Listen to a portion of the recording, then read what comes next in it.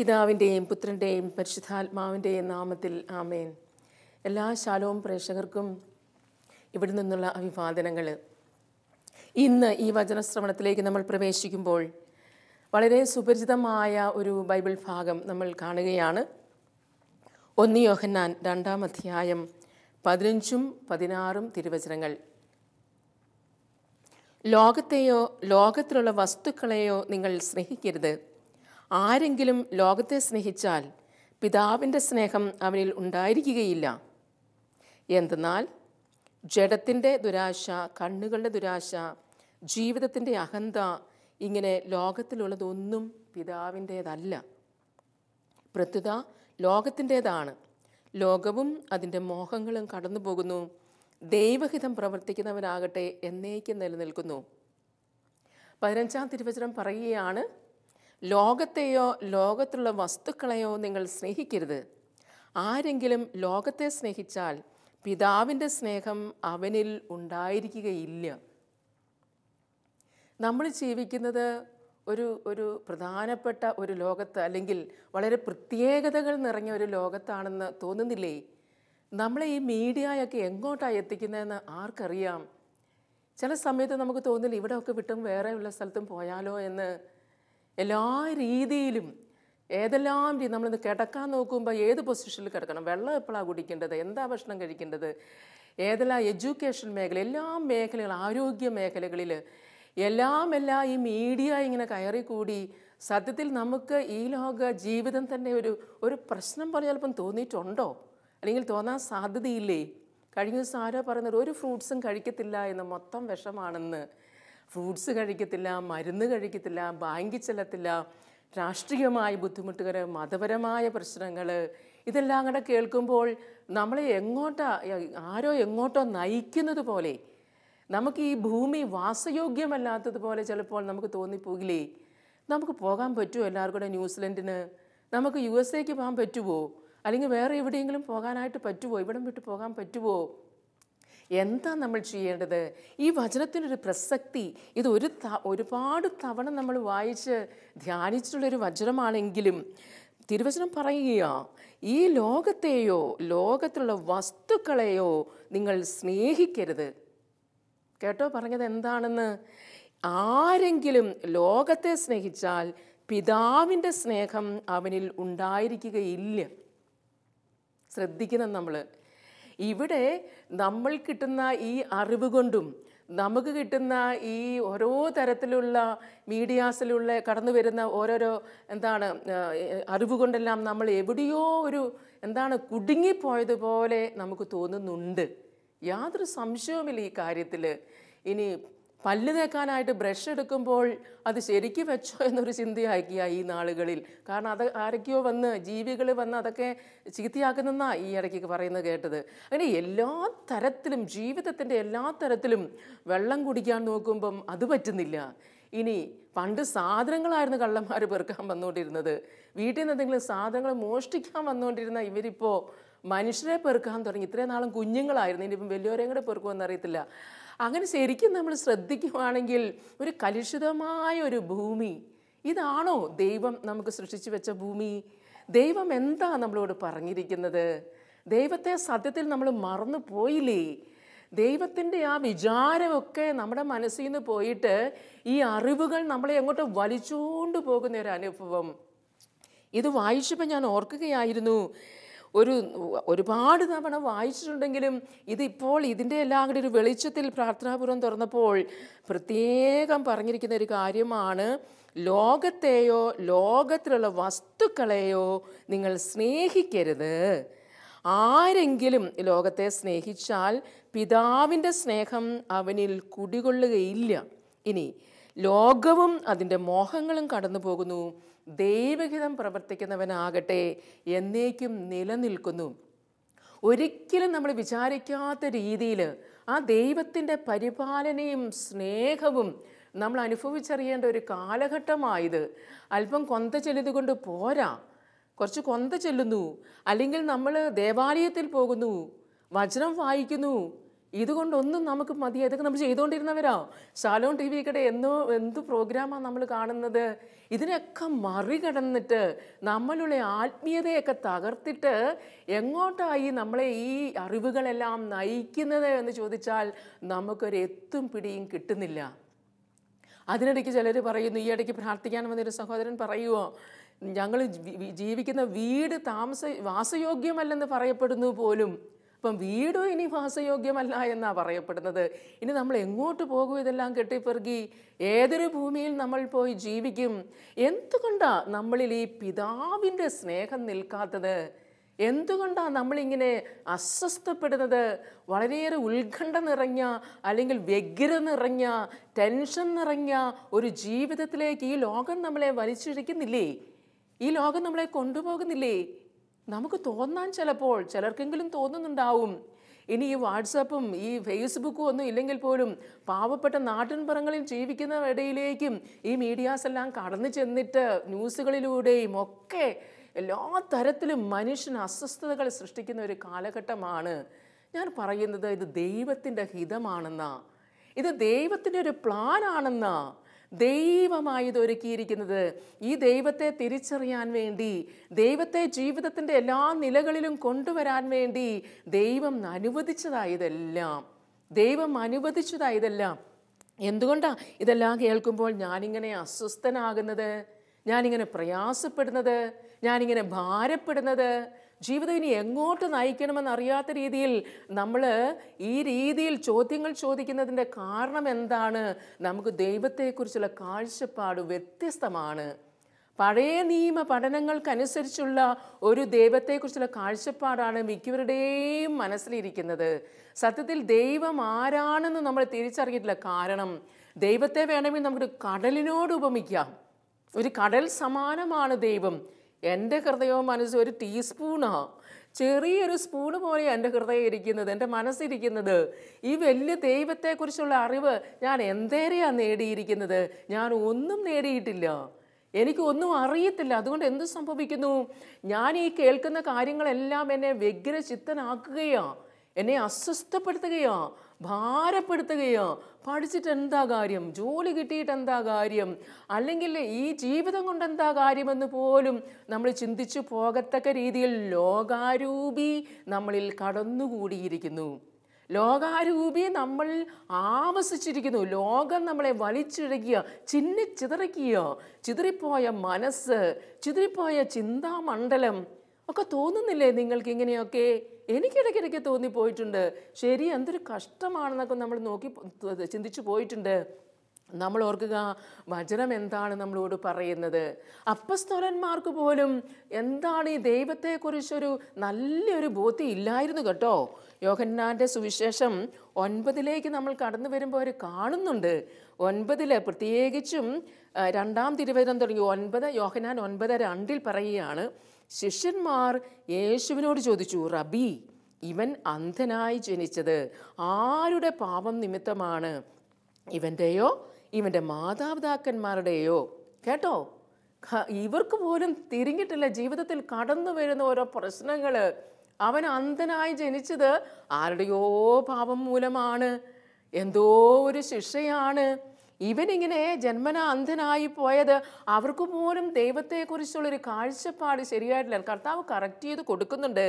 കർത്താവ് അത് ഇതാണ് ശരിയാക്കി കൊടുക്കുകയാണ്. ഇവിടെ 9:3 തന്നെ നമ്മൾ കാണുന്നുണ്ട്. യേശു മറുപടി പറഞ്ഞു, ഇവൻ്റെയോ ഇവൻ്റെ മാതാപിതാക്കന്മാരുടെയോ പാപം നിമിത്തമല്ല, പ്രത്യുത ദൈവത്തിൻ്റെ പ്രവൃത്തികൾ ഇവനിൽ പ്രകടമാകാൻ വേണ്ടിയിട്ടാണ്. കേട്ടോ, ഈശോ തിരുത്തി കൊടുത്തത്. ഈ കൂടെ നടന്ന അപ്പസ്തോലന്മാർ ഈശോ പിതാവിൻ്റെ സ്നേഹം വെളിപ്പെടുത്താൻ, പിതൃസ്നേഹം കാണിച്ചു കൊടുക്കുവാൻ, ആരാണെന്ന് വെളിപ്പെടുത്തി സ്വർഗരാജ്യത്തെക്കുറിച്ച് പറഞ്ഞു കൊടുക്കുവാൻ പറഞ്ഞു വന്ന ഈശോയുടെ കൂടെ നടന്ന അപ്പസ്തോലന്മാരുടെ തലയിൽ പോലും ഈ യഹൂദ പാരമ്പര്യത്തിൻ്റെ ചിന്താഗതികൾ ഇങ്ങനെ കിടക്കുകയോ. അവരും ചോദിക്കുക, ഇതിങ്ങനെയാണോ? പാപം മൂലമാണോ ഇതെല്ലാം കടന്നു വരുന്നത് എന്ന്? പ്രിയ സഹോദരങ്ങളെ, നമ്മളിന്ന് ചിന്തിക്കണം. നമ്മുടെ മനസ്സിൽ ഈ കാലഘട്ടത്തിൽ സംഭവിക്കുന്ന ഒരു കാര്യത്തെക്കുറിച്ചും ഒരു നെഗറ്റീവ് ചിന്ത നമ്മുടെ മനസ്സിൽ വേണ്ട. ഈ ഭൂമി വാസയോഗ്യമാണ്, അനുഗ്രഹീതമാണ്, ഇത് ദൈവത്താൽ സൃഷ്ടിക്കപ്പെട്ടതാണ്. ദൈവം അറിയാതെ ഒന്നും വരികയില്ല, ദൈവം അറിയാതെ ഒന്നും സംഭവിക്കുകയില്ല. പഴയ നിയമത്തിലെ ജെറമ്യാ പ്രവാചകന്റെ പുസ്തകം ഉണ്ടല്ലോ, അതിൽ 18-ാം അധ്യായത്തിൽ നമ്മൾ മറ്റൊരു കാര്യം കൂടി കാണുന്നുണ്ട്. ജെറമ്യാ 18 നമ്മളിങ്ങനെ കാണുകയാണ്. 1 തുടങ്ങി 6 വരെ നമുക്കൊന്ന് വായിച്ചു കേട്ടാലോ. കർത്താവ് ജെറമ്യായോട് അരുളി ചെയ്തു, നീ എഴുന്നേറ്റ് കുശവന്റെ വീട്ടിലേക്ക് പോകുക. നീ എഴുന്നേറ്റ് കുശവന്റെ വീട്ടിലേക്ക് പോകുക, അവിടെ വെച്ച് ഞാൻ നിന്നോട് സംസാരിക്കും. പറയുന്നത് ജെറമ്യാ പ്രവാചകനോടാണ്. ഞാൻ അവിടെ ചെല്ലുമ്പോൾ അവൻ ചക്രത്തിന്മേൽ പണി ചെയ്യുകയായിരുന്നു. കുശവൻ കളിമണ്ണ് കൊണ്ട് ഉണ്ടാക്കിക്കൊണ്ടിരുന്ന പാത്രം ചിലപ്പോൾ ശരിയാകാതെ പോകും. അപ്പോൾ അവൻ അതുകൊണ്ട് വീണ്ടും തനിക്ക് ഇഷ്ടമുള്ള രൂപത്തിൽ മെനയും. അപ്പോൾ കർത്താവ് എന്നോട് അരുളി ചെയ്തു, ഇസ്രായേൽ ഭവനമേ, ഈ കുശവൻ ചെയ്യുന്നത് പോലെ എനിക്ക് നിങ്ങളോട് ചെയ്യരുതെന്ന് കരുതുന്നുവോ? പ്രിയ സഹോദരങ്ങളെ, ചിലരുടെ വിചാരം ദൈവം ഇങ്ങനെയാണെന്ന്. ഇഷ്ടമുള്ള രീതിയിൽ കുഴച്ച് മറിച്ച് എന്താണ് കുശവൻ ഉണ്ടാക്കുന്നത് പോലെ തന്നെ നമ്മളെ കളിമൺ പാത്രം ഇട്ട് കുഴച്ചുണ്ടാക്കുന്നത് പോലെ ദൈവം ഇട്ട് കലശി കുഴയ്ക്കുമെന്നാണ് നമ്മൾ വിചാരിക്കുക. ഒന്നും ചോദ്യം ചെയ്യാൻ പറ്റില്ല, ഒന്നും അങ്ങോട്ട് മിണ്ടാൻ പറ്റില്ല. നമ്മുടെ മനസ്സിൽ എന്തൊക്കെയോ ഒരു ചിന്തകൾ ഇങ്ങനെ കടന്നു വന്നിട്ടില്ലേ? പ്രത്യേകിച്ച് ഈ ലോകം തരികയോ, ഇതെല്ലാം ഇങ്ങനെ നമ്മുടെ മനസ്സിൽ കടന്നുകൂടിയിരിക്കുന്നു. ചോദ്യം ചെയ്യാനൊന്നും പറ്റത്തില്ല. അവിടുത്തെ ചോദ്യം ചെയ്യാൻ നമുക്ക് പറ്റുകയില്ല. കാരണം അവിടുന്ന് ഇഷ്ടമുള്ളത് പ്രവർത്തിക്കുന്നു. കളിമണ്ണിൻ്റെ ഷേപ്പൊക്കെ ശരിയാക്കി വരണമെങ്കിൽ എത്ര മെനഞ്ഞെടുക്കണം. അതുപോലെ ദൈവം ഇട്ട് നമ്മളെ ഇങ്ങനെ ശരിയാക്കി എടുക്കുന്ന ഒരു ചിന്ത ഇങ്ങനെ കിടക്കുകയോ. അതിൻ്റെ കാരണം എന്താണ്? ഈ കളിമണ്ണ് ശരിയാകാത്തത് കൊണ്ട്, കളിമണ്ണിന് കുഴപ്പമുള്ളത് കൊണ്ട്, അതിന് ശരിക്കുള്ള പശയും കാര്യങ്ങളും ഇല്ലാത്തത് കൊണ്ട്, അങ്ങനെ ഇട്ട് ഉരുട്ടിപ്പെറുക്കി ഉണ്ടാക്കുന്നത് പോലെ ഞാൻ ശരിയാകാത്തത് കൊണ്ട്, എൻ്റെ കുടുംബം ശരിയാകാത്തത് കൊണ്ട്, എൻ്റെ പ്രവർത്തികൾ ശരിയാകാത്തത് കൊണ്ട് എന്നെ ഇങ്ങനെയൊക്കെ കർത്താവ് ഇട്ട് ഉരുട്ടുന്നു എന്ന് വിചാരിക്കുന്ന ഒരു ചിന്തയും നമ്മുടെ മനസ്സിലേക്ക് കടന്നു വരുന്നില്ലേ? നമുക്ക് ഇതിൻ്റെയൊക്കെ ആവശ്യമുണ്ടോ? നമ്മൾ ചിന്തിക്കുക. സുഭാഷിതങ്ങൾ പുസ്തകത്തിലേക്കും കടന്നു വരുമ്പോൾ ഇതിനെക്കുറിച്ച് പ്രത്യേകമായി പറയുന്നുണ്ട്. പ്രഭാഷകന്റെ പുസ്തകത്തിലും ഇത് തന്നെ നമ്മൾ കാണുന്നുണ്ട്. അതായത് കുശവന് ഇഷ്ടമുള്ള പോലെ തൻ്റെ കളിമൺ പാത്രത്തെ ഉപയോഗിക്കുന്നു. പ്രഭാഷകന്റെ പുസ്തകം 33 നമ്മളത് കാണുന്നത്. അവിടെ ഒന്നും കൂടെ ഊന്നി പറയുന്നത് കേൾക്കുമ്പോൾ നമ്മൾ വിചാരിക്കും നമുക്കൊന്നും കർത്താവാണ് അവിടുത്തെ മനസ്സിൽ എന്തിരിക്കണോ, ശിക്ഷിക്കുന്നു ചോദിച്ചാൽ ശിക്ഷിക്കുന്നു, ഉയർത്തണമെന്ന് വിചാരിച്ചാൽ ഉയർത്തുന്നു, അങ്ങനെ തോന്നുന്ന രീതിയിൽ ചെയ്യുന്നു. നമ്മൾ ഇവിടെ ഒന്നും പ്രവർത്തിച്ചിട്ട് കാര്യമില്ല. 33:13 എന്താ പറയുക നോക്കാം നമുക്കൊന്ന്. കുശവന്റെ കയ്യിൽ കളിമണ്ണ് പോലെയാണ് സൃഷ്ടാവിൻ്റെ കയ്യിൽ മനുഷ്യൻ. അവിടുന്ന് തൻ്റെ ഇഷ്ടമനുസരിച്ച് പ്രവർത്തിക്കുന്നു, ഇഷ്ടമനുസരിച്ച് അവർക്ക് നൽകുന്നു. എന്ന് പറഞ്ഞാൽ ഇഷ്ടമനുസരിച്ച് ചെയ്യുന്നതിൽ എൻ്റെ പ്രവൃത്തികൾക്കനുസരിച്ച് കർത്താവ് എന്നെ ഉപയോഗിക്കുകയായിരുന്നെങ്കിൽ, അല്ലെങ്കിൽ എന്നോട് പ്രവർത്തിക്കുകയാണെങ്കിൽ ഈ ഭൂമിയിൽ ഒരു പൊടി പോലും കാണുകയില്ലായിരുന്നു. ഈ കേൾക്കുന്ന ആരെങ്കിലും ജീവിച്ചിരിക്കുമോ? ആരും ജീവിച്ചിരിക്കുകയല്ല. പക്ഷെ ദൈവം കരുണാസമ്പന്നനും സ്നേഹമയനും കരുണയുള്ളവനായതുകൊണ്ട് നമ്മൾ ഇപ്പോഴും ജീവിച്ചിരിക്കുകയാണ്. പ്രിയ സഹോദരങ്ങളെ, ദൈവത്തെക്കുറിച്ചുള്ള കാഴ്ചപ്പാടാണ് ഈ ആധുനിക ലോകത്തിൽ നമ്മുടെ മനസ്സിലുള്ള ഈ ചിന്തകളെല്ലാം കൂടി മാറ്റിമറിക്കുന്നത്. ദൈവത്തെ പോലും മറക്കാൻ, ദൈവത്തിൻ്റെ സ്നേഹം അവനിൽ കുടികൊള്ളുന്നില്ല. ദൈവത്തിൻ്റെ സ്നേഹം എന്നിൽ കുടികൊള്ളാൻ സാധിക്കാത്ത രീതിയിൽ നമ്മുടെ കണ്ണുകളെ, ജഡത്തെ, നമ്മുടെ ജീവിതത്തിൻ്റെ അഹന്തയെല്ലാം നമ്മൾ വിട്ടുകൊടുക്കുമ്പോൾ എന്താണ് നമുക്ക് നഷ്ടപ്പെടുന്നത്? ഇവിടെ നമുക്ക് ജീവിക്കാൻ പറ്റാത്ത രീതിയിൽ നമ്മളിങ്ങനെ നിലയും നമ്മുടെ ആ സ്ഥാനവും നമ്മുടെ ആ ദൈവം നമ്മളെ സൃഷ്ടിച്ചു എന്നുള്ള ആ കാര്യമെല്ലാം മറന്ന് നമ്മൾ ദുഃഖിതരായി തീരുകയാണ്. പ്രിയ സഹോദരങ്ങളെ, നമുക്ക് കാണാമല്ലോ ആരാണ് ഈ ദൈവം. നമ്മൾ അനുദിനം ദിവ്യബലിയിൽ പങ്കെടുക്കുന്നവരും പ്രാർത്ഥിക്കുന്നവരും ഒക്കെ അല്ലേ? വെള്ളത്തെ വീഞ്ഞാക്കി, വീഞ്ഞിനെ തിരുരക്തമാക്കി മാറ്റിയ ഈശോ നമ്മുടെ സിരകളിലൂടെ, നമ്മുടെ ജീവിതത്തിലൂടെ എപ്പോഴും കടന്നു വരുന്നതൊന്ന് കാണണം. ഏത് ഭക്ഷണം കഴിച്ചാലും ഏതെല്ലാ രീതിയിലുള്ള രോഗാണുക്കൾ കയറിയാലും എന്നിൽ കുടികൊള്ളുന്ന ആ ദൈവിക ചൈതന്യത്തിന് ഇതെല്ലാം നിയന്ത്രിക്കാനായിട്ട് സാധിക്കും. ഞങ്ങൾ ന്യൂസിലൻഡ് ധ്യാനിപ്പിച്ചപ്പോൾ ഒരു കൊച്ചു പറയുക, കൊച്ചു മീൻസ് ഒരു അമ്മയാണ്. അവൾ പറയും, എൻ്റെ സിസ്റ്ററെ, നമ്മൾ ചിന്തിച്ചിട്ടുണ്ടെങ്കിൽ ഈ ഭൂമിയിൽ നമുക്ക് ഒന്നും കഴിക്കാനോ ഒന്നും ചെയ്യാനോ പറ്റില്ല, പക്ഷേ എല്ലാം ദൈവത്തിന് സമർപ്പിച്ചിട്ടുണ്ടെങ്കിൽ സന്തോഷത്തോടെ നമ്മൾ അങ്ങോട്ട് ചെയ്യുക. കണ്ടോ ആ വീട്ടമ്മയുടെ ഒരു മനോഭാവം. നമ്മൾ ഈശോയുടെ തിരുശരീര രക്തങ്ങളാണ്, എന്നും ഈശോയെ സ്വീകരിക്കുന്നത്. അവിടുത്തെ ശരീരം കൊണ്ട് അവിടുത്തെ രക്തം കൊണ്ട് പോഷിപ്പിക്കപ്പെടുന്നവരായ നമ്മളെ ശരീരത്തിന് ആ ദൈവിക ശക്തിക്ക് ഈ കടന്നു വരുന്ന വൈറസിനെയൊക്കെ ഒന്ന് നിയന്ത്രിക്കാൻ പറ്റില്ലേ? ഈ കടന്നു വരുന്ന രോഗങ്ങളെയും അല്ലെങ്കിൽ ഈ കടന്നു വരുന്ന രോഗാണുക്കളെയും ഈ കടന്നു വരുന്ന പ്രശ്നങ്ങളെയും ഒന്ന് നിയന്ത്രിക്കാനായിട്ട് പറ്റില്ലേ? എവിടെ പോയി നമ്മുടെ വിശ്വാസം? എവിടെ പോയി നമ്മുടെ ദൈവത്തിലുള്ള ആ ദൃഢമായ ആ ബോധ്യം? ഓരോരോ ന്യൂസ് കേൾക്കുമ്പോൾ, ഓരോരോ അറിവുകൾ കിട്ടുമ്പോൾ നമ്മൾ അതിനനുസരിച്ച് ജീവിതത്തെ മാറ്റിമറിക്കുകയല്ല ചെയ്യേണ്ടത്. നമ്മളെ പിടിച്ചു നിർത്തുന്ന അല്ലെങ്കിൽ ഒരിക്കലും മാറാത്ത ദൈവത്തിൽ നമ്മൾ ആശ്രയം കണ്ടെത്തണം. ദൈവത്തിൽ നമ്മൾ ആശ്രയം കണ്ടെത്തണം. നമ്മൾ ഒരിക്കൽ ഞാൻ ഓർക്കുകയാണ്, ഒരു അമ്മച്ചി പറഞ്ഞത്, ക്യാൻസർ രോഗമായിട്ട് കിടക്കുന്ന സാഹചര്യത്തിൽ മരിക്കാൻ ഏതാനും ദിവസങ്ങൾ മാത്രമേ ഉള്ളൂ. അപ്പോൾ അമ്മച്ചിയും ആ വീട്ടിലുള്ളവരൊക്കെ പറഞ്ഞത് ഞാൻ ഓർക്കുകയാണ്, ഈ ചന്തയിൽ നിന്ന് ഒരു സാധനം പോലും വാങ്ങിച്ച് ഈ അമ്മച്ചി കഴിച്ചിട്ടില്ല. എല്ലാം വീട്ടിൽ നിന്നുണ്ടാക്കി അല്ലെങ്കിൽ പറമ്പിലുണ്ടാക്കിയ സാധനങ്ങൾ ഇത്രയും കാലമായിട്ട് കഴിച്ചിട്ട് എന്നിട്ടും വന്നു ഈ ക്യാൻസർ രോഗം. അതിന് കാരണം എന്താ? നമുക്കൊക്കെ വരാൻ നിശ്ചയിച്ചിരിക്കുന്ന കാര്യങ്ങളൊക്കെ വരിക തന്നെ ചെയ്യും. നമുക്ക് ദൈവം വെച്ചിരിക്കുന്നത് വരിക തന്നെ ചെയ്യും. അത് ശിക്ഷയുടെയോ പാപത്തിൻ്റെയോ മീഡിയാസിൻ്റെയോ പരിണത ഫലമായിട്ട് ഉള്ളതല്ല. ദൈവം അനുവദിക്കുന്നതാണ്, ദൈവം തരുന്നതാണ്. അതിൻ്റെ കൺട്രോൾ ദൈവത്തിൻ്റെ കരങ്ങളിലുണ്ട്. അവിടുത്തേക്ക് എല്ലാം നിയന്ത്രിക്കാൻ. അതുകൊണ്ടാണ് പൗലോസ് പറഞ്ഞത്, നമ്മൾ അവിടുത്തെ ആലയമാണ്.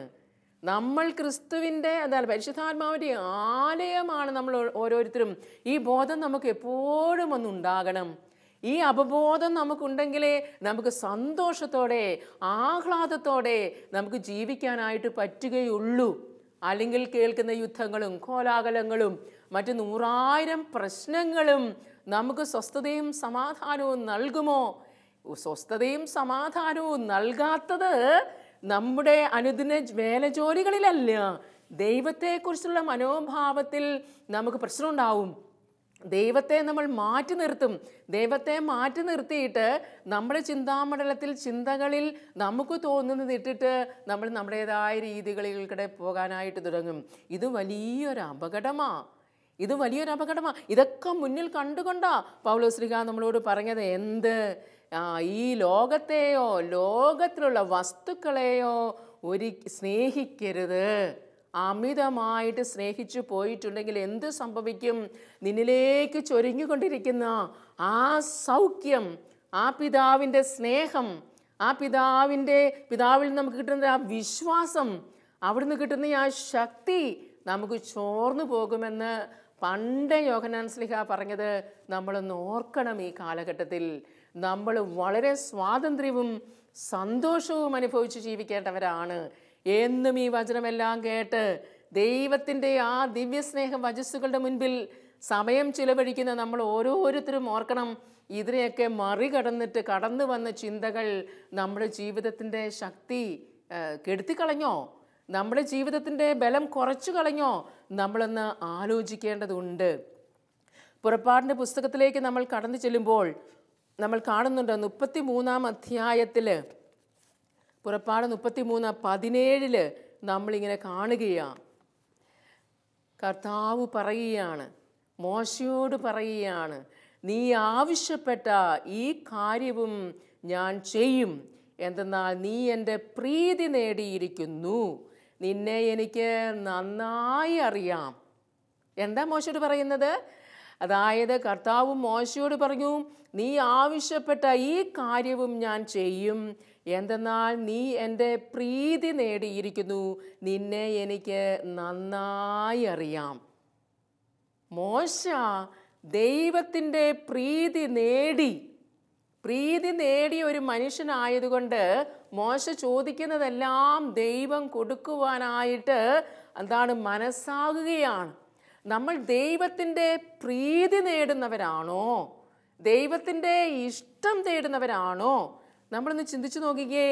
നമ്മൾ എന്താണ് ദൈവത്തിൻ്റെ ഇഷ്ടം തേടാത്തത് കൊണ്ട്, ദൈവത്തിൻ്റെ ഇഷ്ടമനുസരിച്ച് പ്രവർത്തിക്കാത്തത് കൊണ്ട് ഈ ലോകാരൂപി മനുഷ്യാരൂപിയിൽ കയറിക്കൂടി നമ്മുടെ ചിന്തകളെയും നമ്മുടെ വ്യാപാരങ്ങളെയും നമ്മുടെ പ്രവർത്തനങ്ങളെയും എല്ലാം വലിച്ചിഴിച്ച് കൊണ്ടുപോയിട്ട് കർത്താവിൻ്റെ മുൻപിൽ നിൽക്കുമ്പോൾ നമുക്ക് എന്തെങ്കിലും കിട്ടുമോ? മോശയ്ക്ക് പക്ഷേ ഈ ചഞ്ചലിപ്പൊന്നുമില്ലായിരുന്നു. മോശ ദൈവത്തിൻ്റെ പ്രീതി നേടിയത് കൊണ്ട് ഈ കാര്യവും നമുക്ക് നൽകും. പ്രിയ സഹോദരങ്ങളെ, വളരെയേറെ ദൈവത്തിൻ്റെ പ്രീതി തേടേണ്ട ഒരു കാലഘട്ടമാണ്, ദൈവത്തെ തേടേണ്ട ഒരു കാലഘട്ടമാണ്.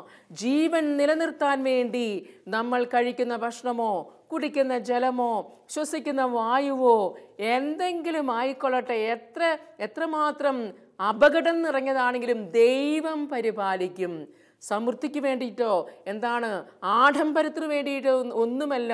ദൈവം തന്ന ജീവനെയും ദൈവം തന്ന പ്രിയപ്പെട്ടവരെയും സംരക്ഷിക്കുവാൻ വേണ്ടി നമ്മൾ എടുത്തുപയോഗിക്കുന്ന ഈ ലോകത്തിലെ ഒരു വസ്തുക്കളെയും ഓർത്ത് ആരും പേടിക്കണ്ട. കർത്താവ് നോക്കിക്കൊള്ളും. കർത്താവിന് അതിനെക്കുറിച്ചൊക്കെ നല്ല പദ്ധതിയാണ്. അതുകൊണ്ട് നമ്മൾ ചിന്തിക്കുക, വളരെ സ്വാതന്ത്ര്യത്തോടെ വളരെ സ്നേഹത്തോടെ ദൈവം നമുക്ക് നൽകിയ ജീവിതത്തെ നമ്മൾ ആഹ്ലാദത്തോടു കൂടി തന്നെ വേണം ജീവിക്കുവാനായിട്ട്. മീൻസ് ഈ ഒരു ലോകാരൂപി നമ്മളിൽ ഇൻജക്റ്റ് ചെയ്ത പുതിയ പ്രശ്നമൊന്നും ഉണ്ടാക്കണ്ട. അല്ലാണ്ട് തന്നെ ഇഷ്ടം പോലെ നമുക്കുണ്ടല്ലോ. ആ പ്രശ്നങ്ങളിൽ തന്നെ ദൈവം ഇടപെടുന്നത് കണ്ടുകൊണ്ട്, ദൈവത്തിൻ്റെ ഹിതം നിറവേറട്ടെ എന്ന് കണ്ടുകൊണ്ട് അപ്പസ്തോലന്മാരെ തിരുത്തിയതുപോലെ തന്നെ കർത്താവും നമ്മളെ തിരുത്തുകയോ. ഞാൻ സൃഷ്ടിച്ച ഈ ഭൂമി വാസയോഗ്യമാണ്. ഈ ഭൂമിയിൽ ഏതെല്ലാം രീതിയിൽ കഷ്ടനഷ്ടങ്ങൾ ദുരിതങ്ങൾ ഉണ്ടായാലും ഇതെല്ലാം നോക്കുവാൻ, ഇതെല്ലാം നിയന്ത്രിക്കുവാൻ, ഇതെല്ലാം പരിപാലിക്കുവാൻ ഞാനുണ്ട് നിങ്ങളുടെ കൂടെ. നമുക്ക് ഈശോയിൽ, ഈ ദൈവത്തിൽ ദൃഢമായി വിശ്വസിച്ചുകൊണ്ട് മുന്നോട്ട് പോകാം. നമുക്ക് പ്രാർത്ഥിക്കാം. കർത്താവേ, അങ്ങയുടെ കരങ്ങളിലേക്ക് ഞങ്ങളുടെ ജീവിതത്തെ ഞങ്ങൾ സ്നേഹപൂർവ്വം സമർപ്പിക്കുന്നു. ചിതറിപ്പോയ ചിന്തകളെയെല്ലാം ഞങ്ങൾ അങ്ങയുടെ മുൻപിലേക്ക് ചേർത്ത് വയ്ക്കുകയാണ്. ഈശോയെ, നീ കരുണയായിരിക്കണമേ. നീ ഞങ്ങളുടെ ജീവിതത്തോട് കരുണയായിരിക്കണമേ. ഞങ്ങളുടെ മനസ്സിൽ ഓരോ നിമിഷവും കടന്നു വരുന്ന വിപരീത ചിന്തകൾ ഞങ്ങളുടെ ജീവിതത്തെ കർത്താവെ ചെറുതാക്കി കളയുന്നുവെന്ന്, കൊച്ചാക്കി കളയുന്നുവെന്ന്, ജീവിക്കാനുള്ള താല്പര്യം കെടുത്തിക്കളയുന്നുവെന്ന് നീ അറിയുന്നുവല്ലോ. ഞങ്ങൾ അങ്ങയുടെ കരങ്ങളിലേക്ക് ഞങ്ങളുടെ മനസ്സിലൂടെ കടന്നു പോകുന്ന എല്ലാ ചിന്തകളെയും, എല്ലാ ഭയത്തെയും, എല്ലാ ഉത്കണ്ഠകളെയും പരിപൂർണമായി സമർപ്പിക്കുന്നു. ഈശോയെ, നീ ഏറ്റെടുക്കണമേ. ഈ വചനം ശ്രമിക്കുന്ന ഈ നിമിഷങ്ങളിൽ തന്നെ അങ്ങയുടെ സൗഖ്യത്തിൻ്റെ ആത്മാവ്, അങ്ങയുടെ പരിശുദ്ധാത്മാവ് ഞങ്ങളിൽ വന്ന് നിറയട്ടെ. ഈശോയെ നന്ദി, ഈശോയെ സ്തുതി. പരിശുദ്ധാത്മാവേ നന്ദി, പരിശുദ്ധാത്മാവേ സ്തുതി. അമ്മേ മാതാവേ, മേലങ്കിയുടെ കീഴിൽ മക്കളായി ഞങ്ങളെ എല്ലാവരെയും പൊതിഞ്ഞു സൂക്ഷിച്ച് ഞങ്ങളുടെ വിശ്വാസത്തിൽ ഞങ്ങൾക്ക് ലഭിച്ച ദൈവസ്നേഹത്തിൽ അനുദിനം വളർന്നു വരുവാൻ അമ്മേ ഞങ്ങൾക്ക് വേണ്ടി പ്രാർത്ഥിക്കണമേ.